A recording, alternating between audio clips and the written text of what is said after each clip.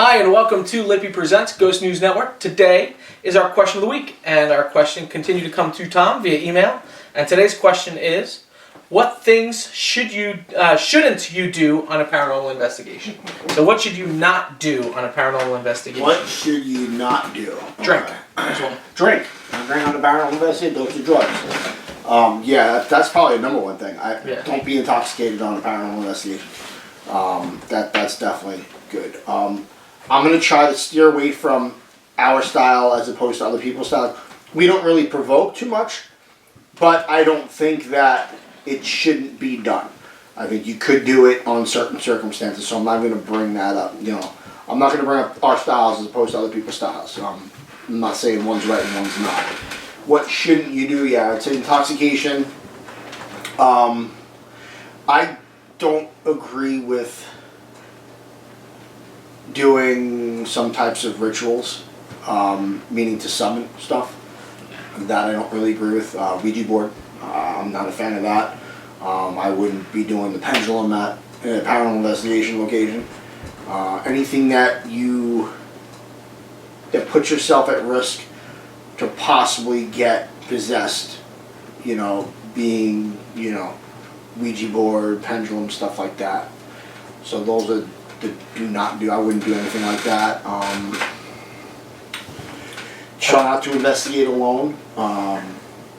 We always, we say try not to, but and there's a lot of factors here. There's number one is safety. I can give two shits about evidence and if somebody doesn't believe you or not. I can care less about that. It's about safety.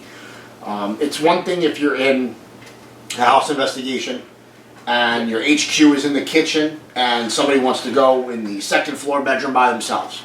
Have fun, have a nice day. Good luck. Worst case scenario, something happens, you have a walkie on them, they scream, we're there in 3 seconds. Right. Stuff like that where no one else is at the location. Like with Destination Fear, when they go out and they sleep by themselves. I mean, they're in an extreme vulnerable state. It's different. They're locked down for the night. Nobody's in that building, So you don't have to worry about that aspect. But for us, when we're going out in the field doing an urban legend, you don't know who's out there. You don't know if another person's out there. You don't know what type of wildlife is out there. I mean, Long Island, we're pretty safe. Yeah. But out of state, I mean, it can get pretty real.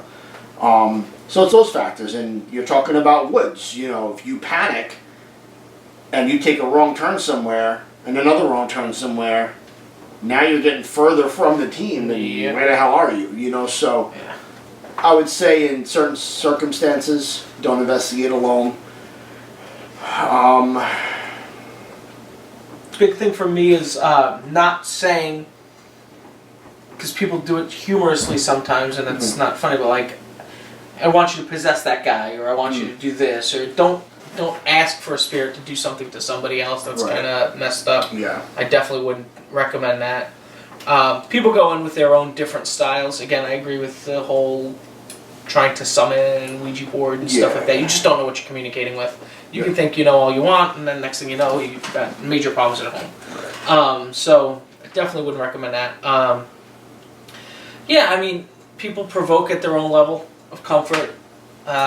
Some people think that they get more evidence from that. Some people think they get more evidence from being respectful, and I don't know who's right or wrong in that case, but like I said, I mean, for us, I'm not saying we never provoked before. I'd be lying to you if I told you we never did. But I think it depends on the location. I'm not going to go to Gettysburg Battlefield and start provoking. Shame on me. But if I go to somebody's house, we're doing a case, and we're there multiple times, and they're getting frustrated because things aren't coming out, and it's harassing them.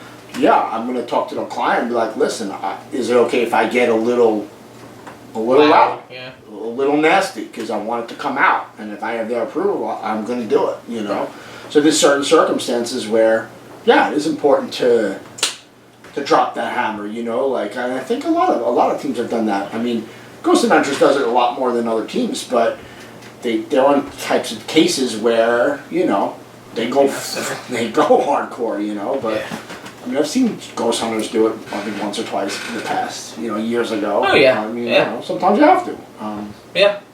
I've done it. You've done it at some point. Do not. Don't do.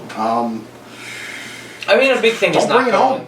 Yeah. Don't bring it home. Leave it there. Leave your work. Say your prayers and eat your vitamins, brother. Leave your work at work. Don't bring that shit home. So that's one thing. Don't ever say, hey, you can come home with me. No. Don't ever say that. Leave your work at work.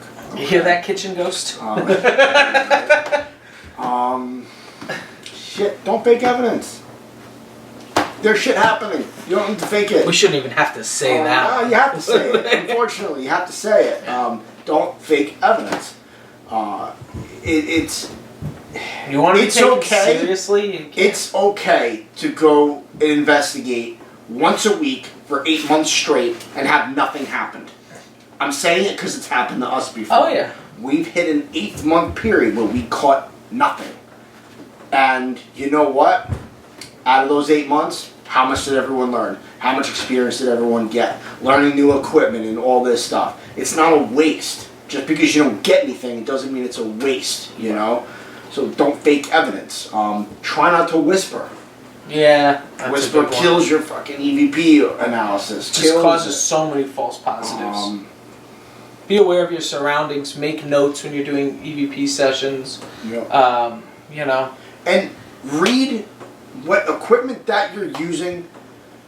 Research the equipment that you're using. Don't just order some crazy shit online, Ghost Stop and the Ghost Hunter store, stuff that's created, to light up and shit. Take it and read, alright, this is what it says it does, let me just use it this way.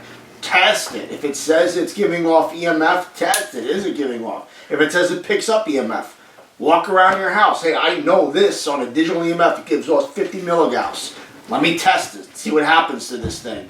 Let me send a text message, just radio frequency set off. Know your equipment. Don't just take what people are saying it does and then go use it. Test it for yourself. Find your high spot of EMF or activity and walk backwards and see how far it takes before the reading drops off, so you get an idea of what the strength is of that device and how far off it can go.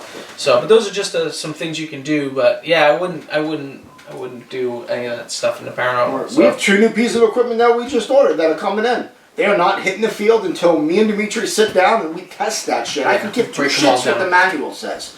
I want to know what it can do from my end. I don't care if you say the range is from 0 to 20 feet. I'm going to test it and make sure it is. Yep. We test stuff like this. We make sure what it says is being done. So that's key. I mean, that's a big deal. If you're going to call yourself paranormal investigators using scientific equipment, and you're not testing the equipment, you're lost. Yep. That's my rant for today. What do you guys think? Let us know in the comment section below. And if you haven't yet, you can give this video a like, share, and subscribe. You can also click that little notification bell to know when all of our content is uploaded to YouTube. So thank you guys again for joining us, and until next time, take care, guys.